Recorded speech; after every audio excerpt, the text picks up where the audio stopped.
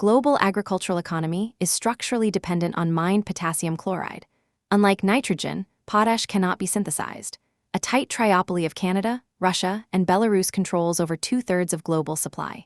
In 2021, this triopoly produced over 30 million metric tons of potash.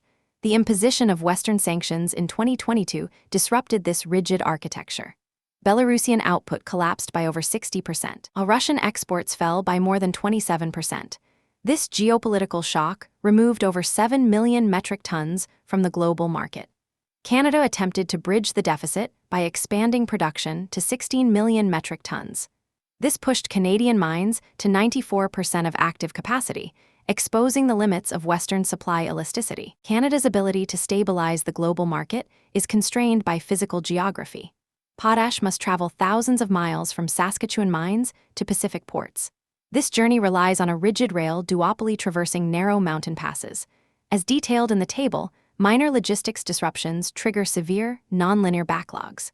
The 13-day West Coast port strike of 2023 stranded over 8,000 railcars. This single event delayed 740,000 metric tons of potash and required 60 days to clear.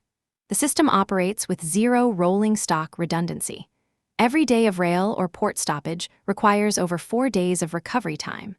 This structural rigidity makes Western agricultural security highly vulnerable to localized labor disputes and weather anomalies. Potash demand is highly price inelastic because there are no chemical substitutes.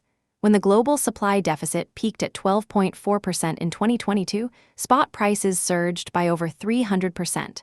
Prices reached an unprecedented $1,050 per metric ton. The market exhibits extreme price-to-deficit elasticity.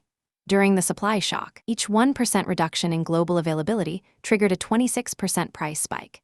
This volatility immediately translated into higher fertilizer costs, threatening global crop yields. By early 2024, prices stabilized near $320 per metric ton.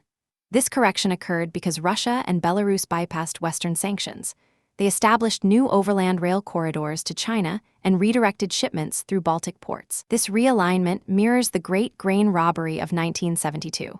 Once again, sudden shifts in agricultural commodity flows have exposed the vulnerability of physical infrastructure.